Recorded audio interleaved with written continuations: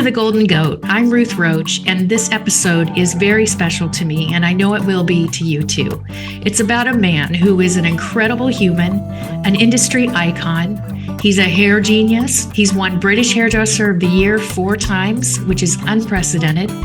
Actually, he's won over 50 awards, to name a few. And he's created hairstyles such as the iconic Wolfman and the Wedge. He is my mentor. He is my friend. He is Trevor Sorbie. Ready? Right, Ruth, my baby Ruth. I just wanted, my gift to you on this podcast is this will be the last time anyone will take a podcast of me. You will have this unique podcast exclusively to you, because I know your watchers or listeners just maybe don't know this, but I'm going to tell them the last 5 years of my life. And that is that I was diagnosed with bowel cancer, which they did successfully. And then after a couple of scans, they found some spots on my liver, which they operated on also. And after a few more scans, they saw some more spots on my liver, and they operated again. And then, damn it, they found some more little, I don't want to swear on camera. You can bastards. swear. Yeah. And they operated again. And I've been under chemotherapy for about just over 3 years, which has been punishing. Yeah. Having said that, I've gone into work, not every day, but I go to London at least once a week to see my lovely, lovely team. And it gives me such a buzz to see them. And obviously, and this is something else your viewers and listeners won't know, I had to give up hairdressing because I lost the use of my fingertips, or the feeling of my fingertips, from one of the side effects of chemotherapy. It's called neuropathy. And I just couldn't cut hair because, as you know, we all need our hands, scissors, combs, putting your hands through the hair. And I had no feeling in my hands. So I had to give up. And that sent me into a very, very deep depression. And then one day, I was really down. And when I was 14, I wanted to be an artist. And that didn't happen because I was getting bullied at school. And my dad at the time was a barber. And he said, try coming into the barber shop and see how you get on. Well, within 3 months, I was cutting people's hair. I found hairdressing actually quite easy. Maybe it's the creative side of me. And so I went into barbering for 5 years with my father. When you were 15 or 14? 15. Yeah. And I stayed with him for 5 years, and then I quit hairdressing. I was bored because the only type of people in those days, we're talking 50 odd years ago, I was just getting factory workers and, builders and that. And there was no styling in those days. It was just short, cut it off, mate, no styling whatsoever. Yeah. And I just got bored. So I went for a job trying to sell razor blades for G.O.A.T. That's right. and I remember I had to go to this hotel in London, and I saw all these very slick looking guys in suits and everything. I had long hair at the time, but I had it cut off for this interview. And then I was pulled into this room, and there was a desk there, and the guy who was interviewing me said, "Well, tell me about your qualifications." Well, I had none, you know. I said, "Well, I got an A in maths, and I got a B in geography, and English, I got a C." And he just looked at me as if to say, "You're just lying through your teeth. I can see it." And I can't lie very well.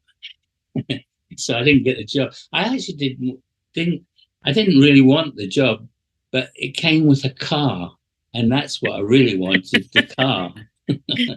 I didn't get either. Oh. And I went, so my mum and dad said, "Well, what are you going to do now?" And I said, if I'm going to do hairdressing, I want to do ladies' hairdressing. And they sent me to a school, a college. And in those days, it was £100.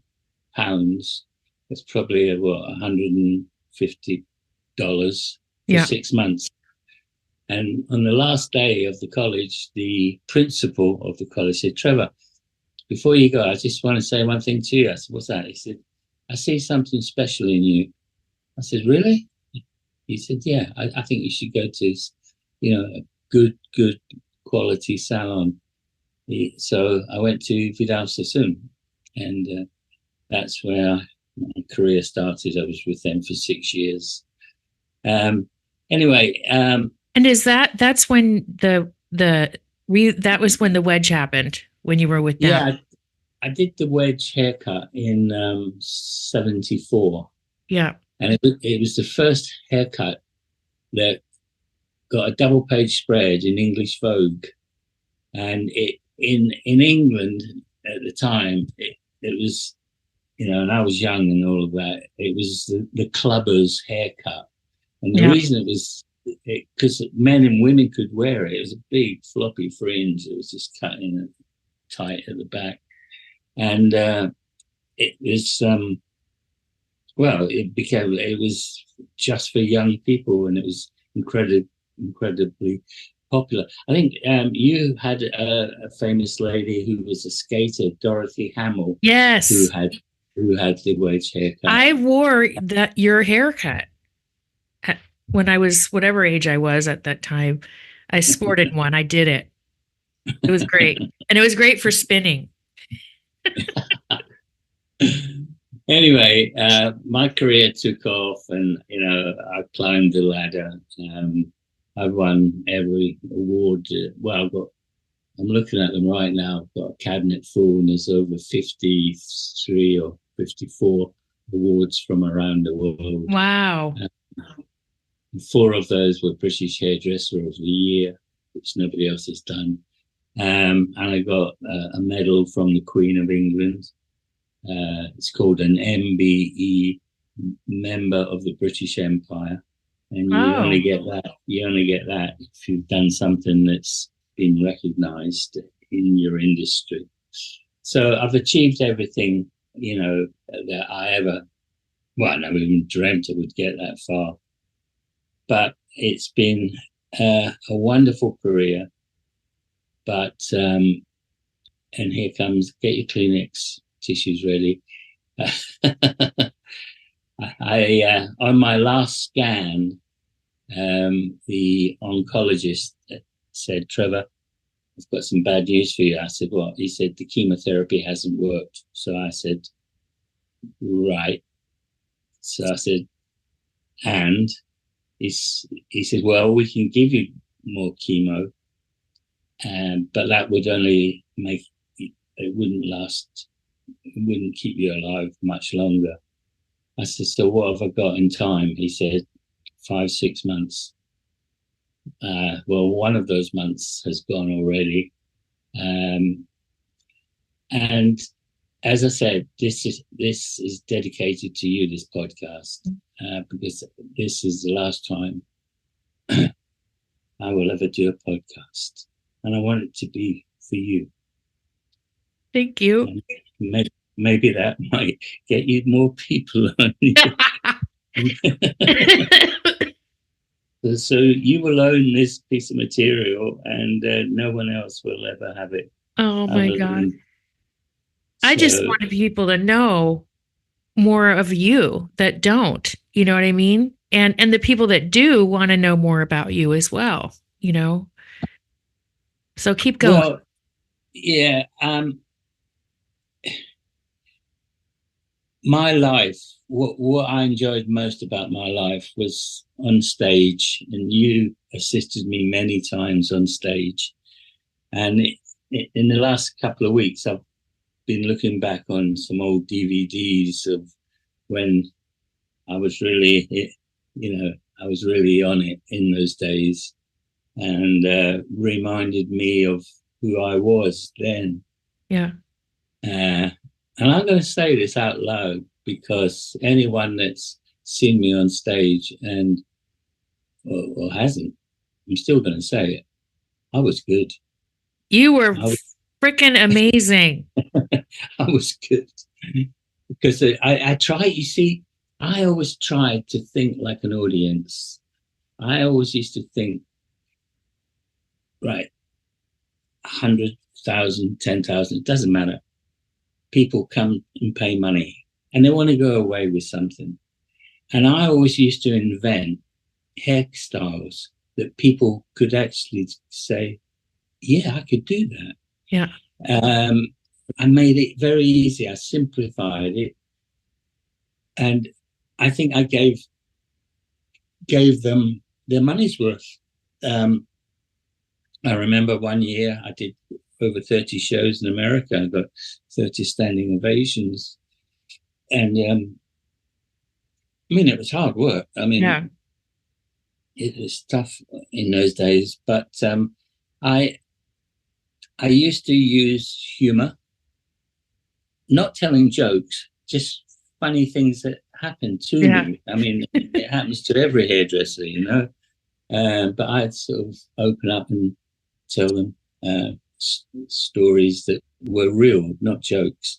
And so with humor and technique, and then adding a lot of spice into something that they wouldn't be able to do, like something really avant-garde.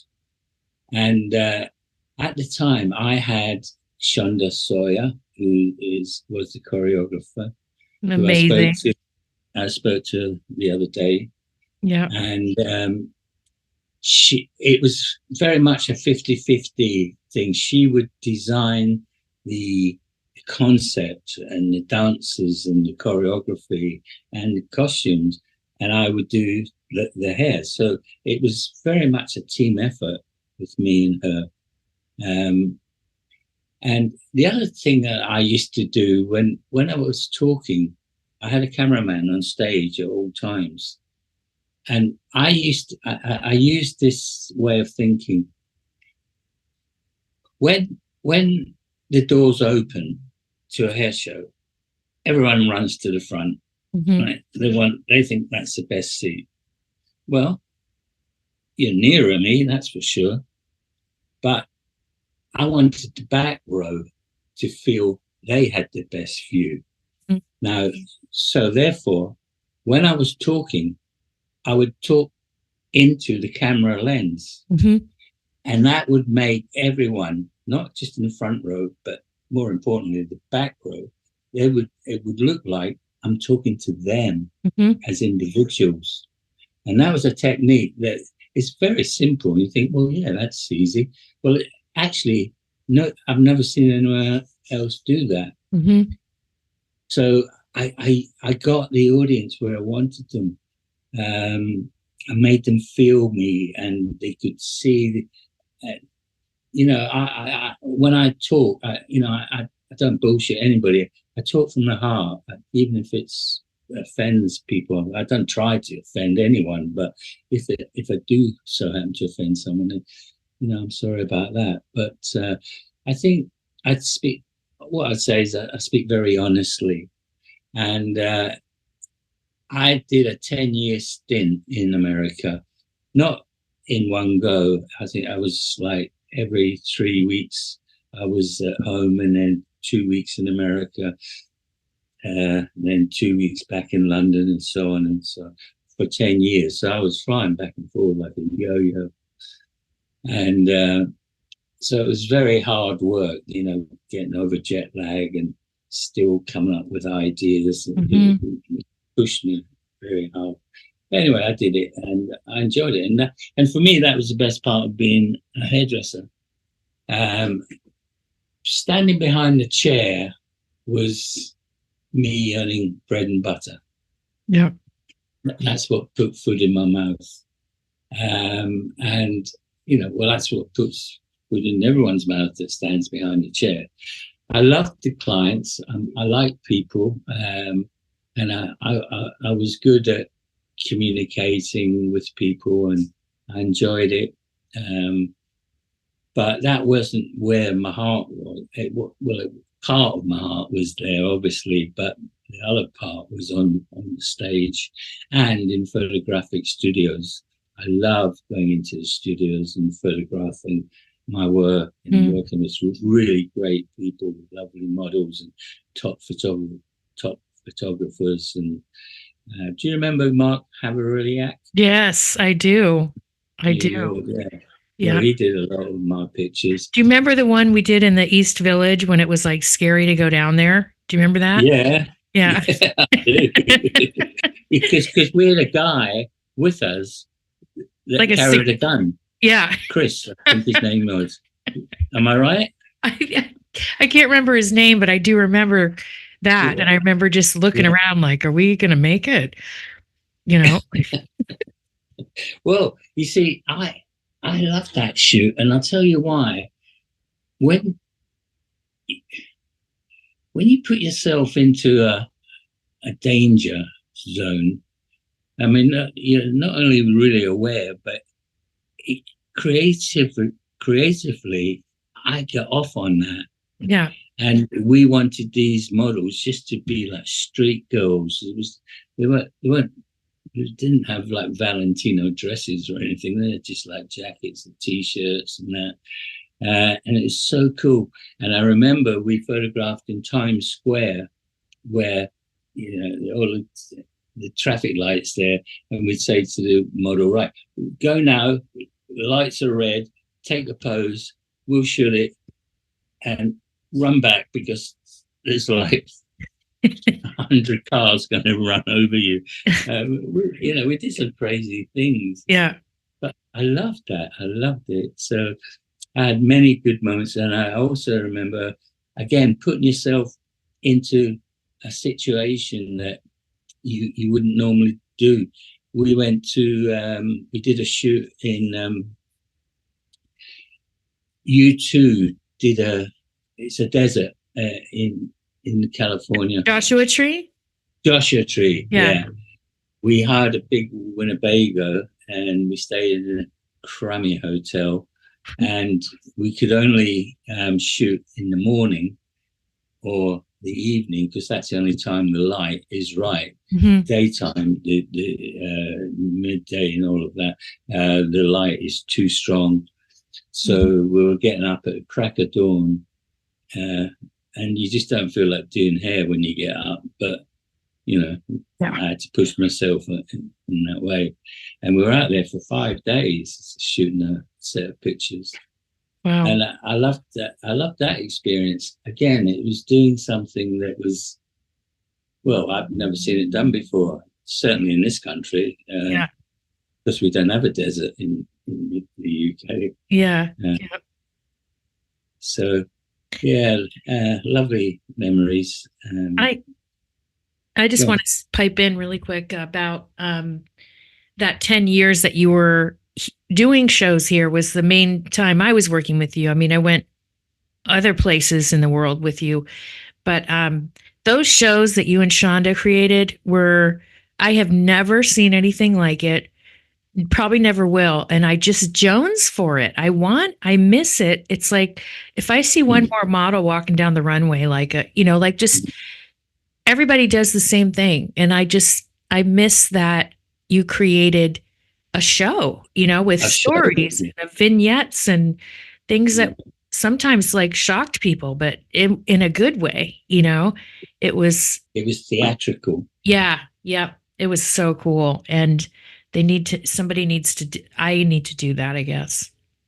I You see, I was talking about this the other day to Eugene. Did you know Eugene? Yes. No. I don't know him personally, but No, I know I him. was talking to him the other day. I had the best time from a financial point of view because I used to fly 5 dancers from California and Shonda to London, and I flew them to Norway and other parts. And in those days, people could afford it to pay for, you know, all the airfares, hotels, and Yes. food and everything.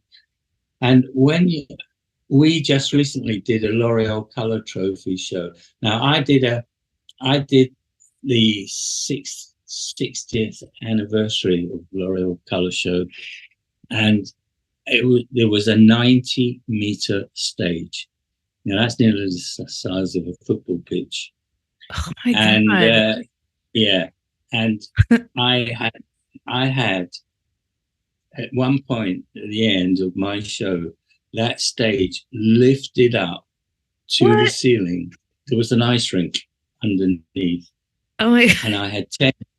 I had 10 Russian skaters that danced and skated on the ice, and they all had the same hairstyle, just dreadlocks. Uh-huh. But on the end of the dreadlock was a ball of hair. Yeah. Inside was a light.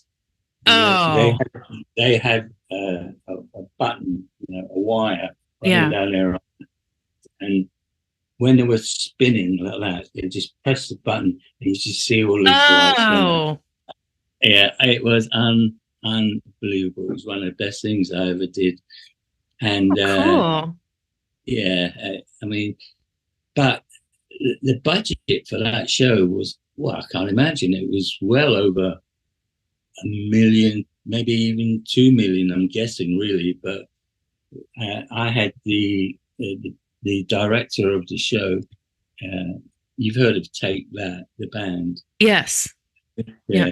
Well, he does all their shows, with big extravaganzas and all of that, and he was directing that show. But now the reason I say that is because this year at the L'Oreal Color Trophy, there was a circle of a stage, and at the back of it was a very long catwalk, and behind that was a screen the length of the catwalk. And talk about scaling things down. It's incredible. Those days of big shows are over. Right. Companies are not going to spend that money anymore. COVID played a big part in that. Yeah. I know L'Oreal lost a lot of money because hairdressers weren't doing hair. The shops were closed, so it was, whatever it was, 2 years of it. So everyone, a lot of people just went freelance in those days and cut people's hair at home, just to put food in their mouth. It was a terrible time.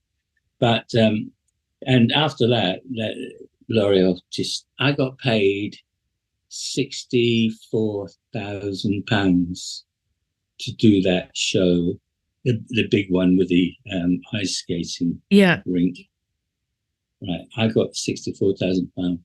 The budget for this year was £15,000. Wow. That's the difference. Yeah. And that's L'Oreal. They're the biggest company in this country anyway. Well, I feel bad for people that didn't get to experience those shows, man. They were like the coolest. Yeah, well, all I can say is you're one of the lucky ones. I am. And it was the best years of my career. It was just it was fun, and it was stressful and it was hard, but it was amazing. I remember this one show in Seattle. And I think it was it was Photo Flash. Remember that, where the dancers would go up? And and for those of you that are listening that can't see, well, you couldn't see it anyway because we're not showing it, but is the dancers would jump in front of these screens that were on Screen. wheels. Yeah, a flat screen, and it had like photosensitive paper. So they would Mhm. jump up and they had these wild hair shapes on their head too, and create and the light a light would flash and leave their image on the screens. And the screens rolled, so the screens had to be moved. Well, at this particular show, we had like people that didn't come on the team that were sick or something happened. So I was, I was doing a lot of different jobs at that show. and, and I was assisting you in one of the segments. And then I ran back behind the rolling flats, and Jill, who was one of your, Yeah, artistic team I members, would too. was like terrified she was going to screw up moving the flats because we had to do it to the music. So I'm Mhm. sitting there behind one, looking across at her behind the other one that we're open now, and I was like, "Ready, ready, go!" And we would go together and close the things, open them, and I was having to scream at her. She was so nervous, and she couldn't hear me because of the music and stuff. So I was just it was crazy. Then I came back around and did some more stuff with you, and it was just a crazy show. But those were the days of Yeah. craziness. You talked about how did you get started? Who were the people or person that inspired you throughout your career? Like, who did you look up to, or who have you looked up to that you're like, wow, I Well, really love what they do? one man, and he's still my hero, Vidal Sassoon. Hmm. You know, Vidal did something that no other hairdresser's done. He he he basically stopped doing the shampoo and set Yep. and created the cut and blow dry. And I know there's still some salons that maybe aging ladies still have that done, which is fine because it's right for them. But the majority of the world cut and blow dry their hair, you Yep. know. And anyone that can change an industry so um, amazingly, uh, I mean, I've tried to do what I've done, but I've never been able to change hairdressing like he did. And that's why he'll always be my hero. You changed a lot of things about how hair was being done. Um, and I think one of the most unique things about what I learned from you and what you've been able to share with people is how important hairdressing is in Mm, what we do. It's not just about the cut and mm. blow drying for you. And it never, because of that, it hasn't been for me either. I'll pick up on that. I believe before you can move forward, you have to learn to look back. Because what happened 10 decades ago, 20 decades, a part of that will come around again um, in a different way, Yeah. obviously. But I've always said, I mean, I remember I couldn't put long hair up. And I used to work in a salon before I went to Sassoon's, by the way. It was a little suburban salon. I used to knock out 30 clients a day. Oh, And it was shampoo and sets, coloring, perming, blow dries, everything. And fortunately, there was two ladies there that were absolutely fantastic at putting hair up. And I used to watch them and didn't even break sweat, you know. And I used to watch and I said, God, it's not my style of hair up, but I want to learn it because you see, the problem with most hairdressers, they're scared to put hair up. The yeah. reason is they're not asked to do it every day. Yeah. So if you don't do something every day, you're out of practice. I mean, if you learn a language and you don't keep um, using it, you will forget a lot of the language because it's called practice. Yeah.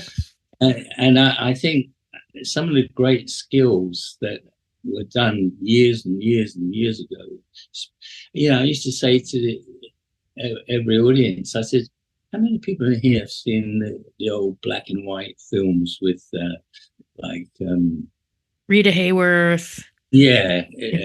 That era. That's who I thought of first. Yeah. We'll have these waves and the beautiful glossy hairstyles. And there'd only be maybe 2 people in 1,000 audience who would say, yeah. But he had to be the same age as me. Right. He lived through that he was old enough to know what I was talking about. So some of the old skills have been forgotten. And I'm not saying, I guess what I'd say is never be afraid to learn something, because I think a lot of people say, well, I don't need to learn that because none of my customers want it. Okay, fine, don't learn it. Yeah. But if the odd client does come in, to take a mannequin head home and practice on putting hair up, even just a simple ponytail, and then just take it from there. It's all about security with hair up. If it doesn't feel secure, then it could, fall down. Yeah. But and also, I think a lot of hairdressers think, I've been doing hair 25 years, and they're too proud to be seen to be learning. Yes. To get caught learning something. Yeah. Well, we knock that out of our people for a start. Yeah. When they do their final test, they have to put hair up, and I take the test. And you still do that, right? You still are there for tests? Not since I've had cancer, right? Because they're very late nights. Those, and when you've got chemo running through your body, it's not pleasant. So my art director would take the test, but they know what I look for. I mean, they know what they know what a fail is, or success. So every apprentice goes through that, right? Every apprentice has to have a test before they get on the floor. Yeah. Well, they're taught as they go. Every 3 months, whatever they've been taught, they have to present what they've been taught every 3 months, and then they move on. I mean, the first thing is, shampoo. Yeah. You don't have to wait 3 months for that. That's taught in a very short space of time, like, a few days to do it right. But to cut a straight line, for example, like a bob, that'll take they'll have to do that for 3 months. And then the next thing would be to graduate that bob, which is another 3 months. And if they fail,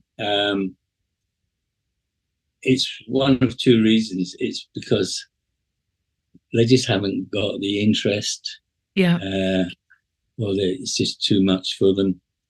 And the ones that do pass are the ones that want it. Yes.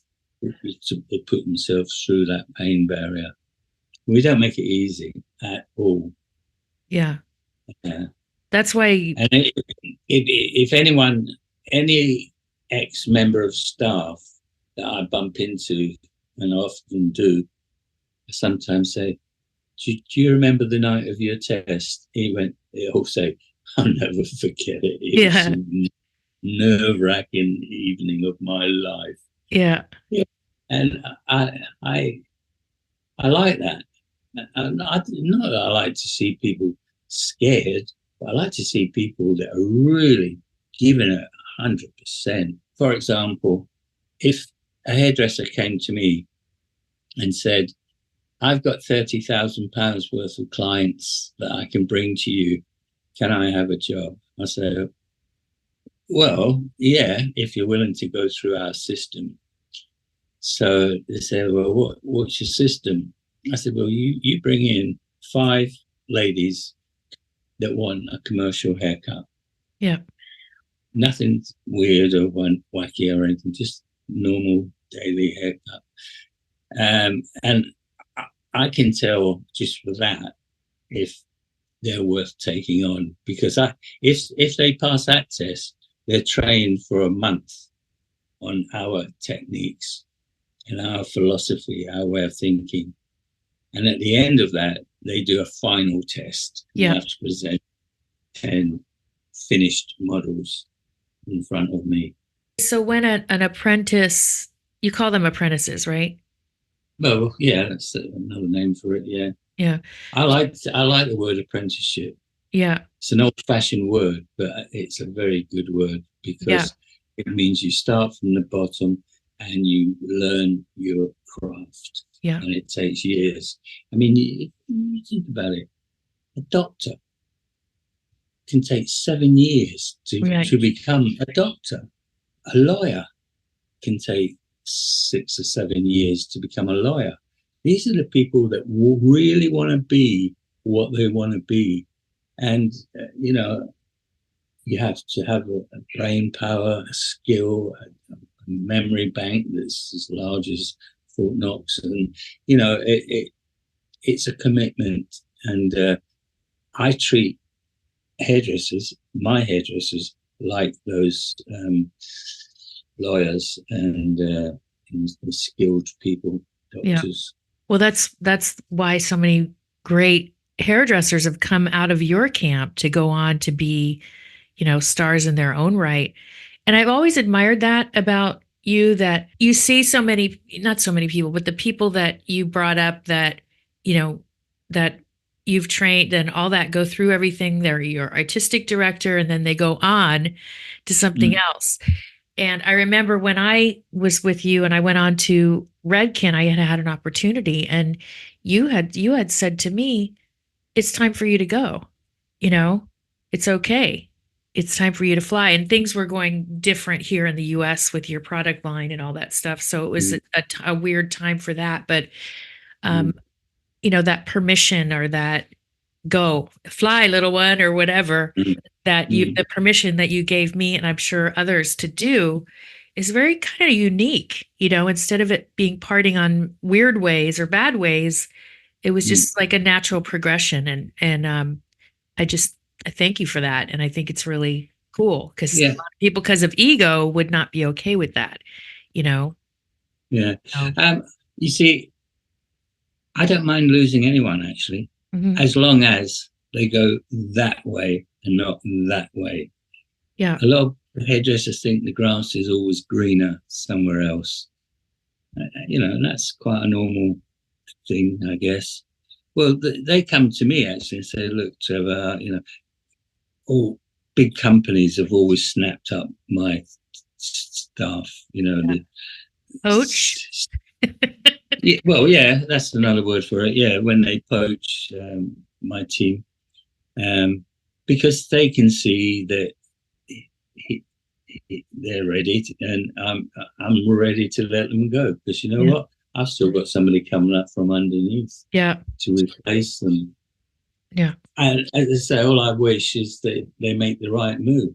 And so far, with people like Angelo Seminara, Antoinette Beenders, Sally Brooks, Tom Connell, Vivian, for example, you can't keep anyone forever, but you can definitely keep them a lot longer if you treat them well. Yeah. And I everyone that's left me, I mean, Antoinette, she's what? She's almost in charge of a Vader. Right. I'd like to see her salary. Well, no, but see if I can find out. I just want, I've never tried to push people down. Yeah. I've always tried to push people up. I get a lot of reward. We have a program that's been going on. It's the longest running radio show in this country, and it's called Desert Island Disc. And there's a lady interviews me. I was on it, they ask you to play some of your favorite records. It can be whatever you want it to be. Yeah. But you've got to have a story behind the reason why you picked that. Oh, that's cool. Tune. And I picked George Michael, and I picked out Father Figure, and then they play it, and then they say, so why did you choose that? I said, look, I've got over 100 staff. They're all young people. And I said, I feel like I am a father-like person to them, to bring them up into really good hairdressers. That's my job. I feel like, I'm a parent, and I've tried my best to bring my daughter up. I've got an obligation and a responsibility to be in charge of their well-being and the education that they get. And that's why I chose that record. That's cool. Very cool. And it's true. Like, that's how we're not that different in age, but I always looked at you as my hair dad. Do you know what I mean? I have my dad, my hair dad, even though you weren't old enough to be my father, but you have been that role for so many people. And some of my closest friends, my best friends, I met through working with you, because you bond with people that have similar standards, and you gathered those people together. They just by the nature of how you train people. So the people that stuck around were those people that you were just talking about, that want it. They want it. They want to be the best. And you just I don't see that a lot in the industry. I actually don't have many close friends. Mm-hmm. But the people that I do have as close friends are like-minded. Yeah. That I can sit down and hours can go past and we can talk about anything and we enjoy the company of each other. And no one's trying to win an argument or anything like that. It's just pure friendship. Yeah. And it's quite hard to find, for me, people like that. Yeah. It is. They say, if you can count your friends on one hand, you're doing good, right? It's true. Yeah. What moments were you most proud of? What moment have you been most proud of in your career? Meeting the Queen. Yeah. Oh my God. That's a pretty big deal. Well, you can't go any higher than that. That's so cool. Yeah, I mean, when she gave me the medal, I remember exactly word for word what she said to me, because she only get about 30 seconds with her. She said, I understand you do some rather strange hairstyles, Mr. Sorbie. I went, well, Your Majesty, I try and do things a little bit different, and, I always try and push the barriers a little bit. She said, I've seen you on television. You're very good at what you do. I said, well, thank you very, very much. And then she said, we must have a chat one day. And I thought, okay, if I'm not busy. I didn't say that. And then you have to shake her hand. And you can see my hand, right? Yeah. I'll do it this way. So she shakes your hand and she goes, boom, like a nudge, like, off you go. Oh, no. Yeah, she gives you a nudge to say that you've had your 30 seconds, off you go. Just a little nudge. Nobody can see it. Right. This is many times before.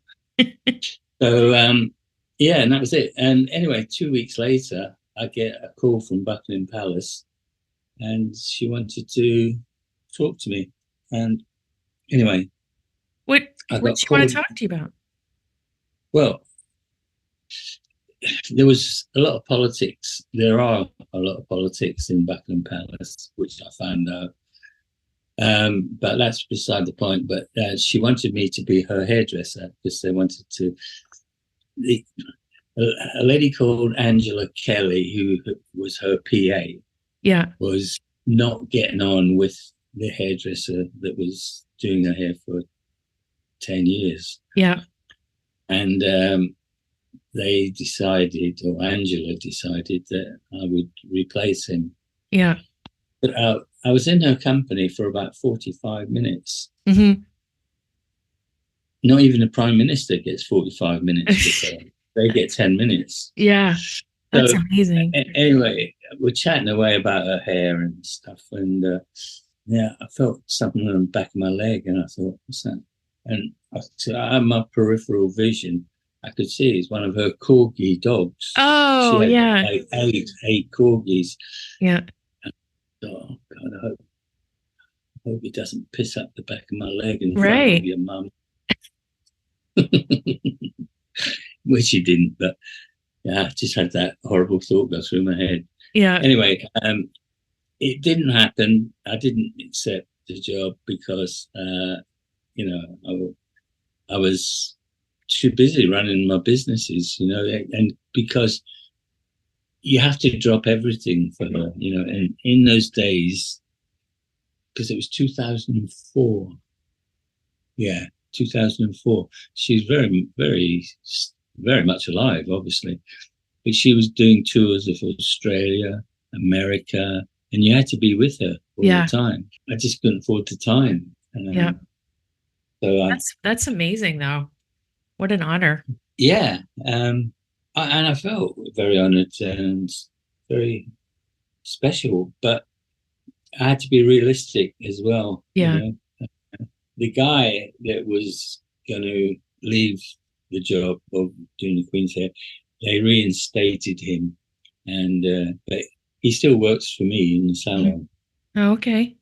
Wow. Mm. Amazing. So I know I don't want to keep you too long, but just another hour or two. Is that okay? Well, I've got all night if you want. I've bed down here somewhere. In life, it can be in life. It doesn't have to be I mean, whatever, whether it's career or life.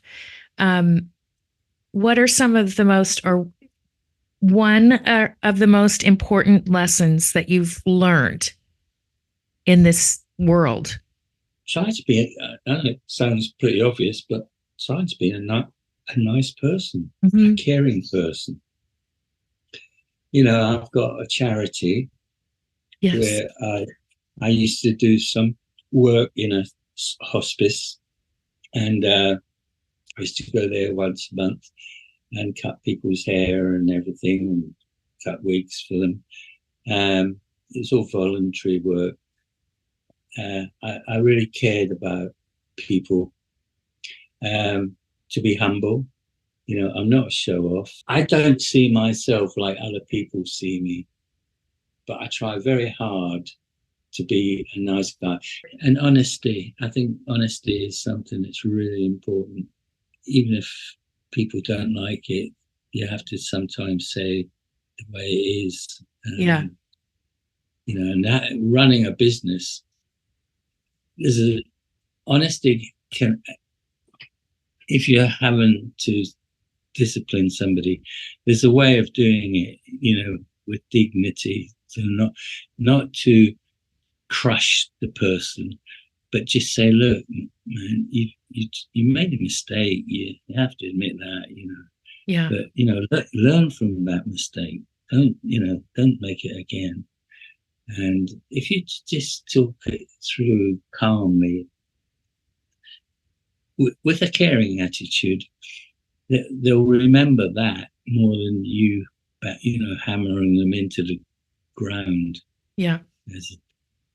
I mean, I'm always very fair with people. I don't treat myself as a boss, because I don't sit in the office. I sit in the staff room with the gang. Yeah. You know, I'm one of them, and I am one of them, you know. And that's why I keep people. Well, Nathan, colorist, you met him. He's been with me 30 years. Tiziana's been 28 years. I've got about 9 people that are over 20 years with me. That's a lot. That's a lot. Yeah. You know, as I say, it's the way you treat people. As I said, you never keep everyone anyone forever, but you can keep them a hell of a lot longer if you can. Fair. Yeah. So if you had a crystal ball and you could say where you think the industry is headed, the hair industry, can you talk about that? I'm not very positive on this because I think social media there's good and there's bad sides of it. And there's a lot of people that are using it to become famous. Yeah. I think if you watch TV and you have American Love Island and things like this, you have that. Yeah. Yeah. They want to be famous. I mean, they're very good looking people. It's their ego and they'll just want to win it to be famous. Yeah. It's not a talent. It's not a skill. It's just very good looking. Yep. And I think the image these days is everyone wants it quick. People want to. They don't want to do 3 years of apprenticeship. That's too long, Yeah. And the pay is not that good. So, for me, the best way I can put it is, I think I've had the best years myself out of hairdressing when it was really, real and competitive, and you had to fight hard to climb that ladder. Yeah. And I like to fight as much as anything. But I don't think that kind of I don't see it happening at all. Yeah. So I don't want to paint a black picture, but that's what I see. Yeah. I'm hoping we swing, hopefully, back into people wanting to really learn more as opposed to just learning what's happening right now, because that you burn out so fast and people do, it's like they become a specialist. And you always told me that about, being a doctor. If someone has a broken arm and you tell them, well, I can't do that because I only do legs. It's like, it's very interesting to me because I would get bored if I did one thing, I would get, and I think a lot of people do. It wouldn't have kept me doing hairdressing if I had that mentality, just standing behind the chair 8 hours a day, 7 days a week for 25 years. I need this. I need to go. I want a mountain to climb. Not walking in a straight, flat line. I want to climb a mountain. Yep. But that's who I am. I've got challenges in front of myself. Yeah. And, so far, I've achieved most of them. What would be your message for future generations of this industry? Right. I was asked this question the other day. The best advice I can give someone entering the industry is this: whether you live in a village, a small town, a big town, or a city, there's always one salon that's the best in a village, town, or city. Go to the best salon, because the best salon would probably have in-house teaching. And also, why are they the best? And something must make them the best. It could be a mixture of the staff or the look of the salon or whatever. But see, if you go to a little shop with net curtains and a picture in the window that's sun bleached out, I wouldn't start my career in a place like that. Yeah. It's an extreme example. I would go to the smartest place in town. Yeah. And the smartest place, even the fact that they spend more money on the outside and the inside means they're more serious. Yeah. Than just a door and 2 chairs or 3 chairs. That's a salon that's invested a lot of money. So just that alone tells you that salon is probably the best salon. Yeah. and you'll see the best hairdressers, because the best hairdressers will want to work in that salon. Yeah. Yeah. To me, it's as simple as that. So many people, I don't know there, but here in this country, it's all about people getting out of school and having their own chair. You know what I mean? And having their own little studio and being an island unto themselves. And that's so scary because, you're on an island, you're isolated from other hairdressers and learning. Yeah. And so just well, America really started that off. Even when I was working in America, I saw that happening more and more. I hate to say it, but it's all about the dollar. Yeah. That's the pull. And the fame, I think the social media, promise that if you just get famous on social media, you'll be fine. And people can try to do that without having any experience. And sometimes they do, Yeah. There's many roads to choose in hairdressing these days. You can be a 9-to-5 hairdresser. You may want to work on a platform, and do seminars. You may want to do photographic work. You may want to step on the big stage, and it's whatever suits you. I mean, if you've got a family and you've got 3 kids, I mean, you're probably not looking to be or try to be the best in the world. You're trying to make a living and feed your kids, Yes. So ambition would not be as great as, because of the reality of the pressures that they're under. There's not any one thing you can say that suits everybody, but I think, circumstances play a big part in what you can and what you can't do. Yeah. And people have choices, and they choose, what they want, high or low. It's up to them. I mean, God knows what it would be like if everyone had trying to be the best in the world. Crikey, they'd be killing each other. Yeah. These assassinations. Oh man, I have another question for you. You know that you are only here for a certain amount of time, and how do you hope to be remembered by this industry? Well, I think a lot of people will be sorry to see me go. Yeah, I'm pretty sure of that. Yeah, but I'm not having a funeral.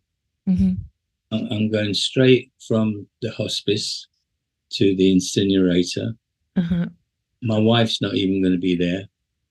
And the reason I'm not having a funeral is I think funerals are the most upsetting things on earth. And I hope anyone has funeral. Listen, everyone has their choice, and I respect people that have funerals. I understand all of that. But I don't want one. And I'll tell you why. My wife wouldn't be able to sit. Yeah. It'd crush her. My brother, it would crush him. My daughter. It's too painful for them. Yeah. I'm thinking of them, not me. So I just want it over with. Anyway, Carol said, if the industry wanted to pay or have a celebration or whatever, would I be okay with that? I said, well, yeah, if they want it, yeah, I'll go along with it. I won't be there, but I'll go along with the idea. I know how, and I'm not saying goodbye right now because I'm going to talk to you again after this. So there. So there. Don't do this to me. Yeah. So anyway, I'm just, I know how I will remember you and how a lot of the people that I know will remember you. And it's just been such a great honor to have you in my life and be the leader and the mentor that you have been. I talk about you too much in my classes and stuff, to these, people, but I'm so grateful for everything you taught me. And, even the things you just talked about, like being honest and doing those things make a difference in the world. And you've helped me to do that. So I just want to say thank you. Well, you can always play this back. Yes. Yes. I thank you for doing this with me. And, I love you, and I'll never forget you. So, and thanks for sharing what you have shared so openly and honestly with the people that are listening. When you receive my invoice, I'll give it to my accounting department. Oh, thank you, Trevor. Thank you for all you've done for our industry and for me. And, my goal is to pass it on, right? Pass on everything you taught me so that it doesn't get lost, so that's what I promise to do. You have my deepest love. Thank you. Bye, Rose. Bye. Thank you so much.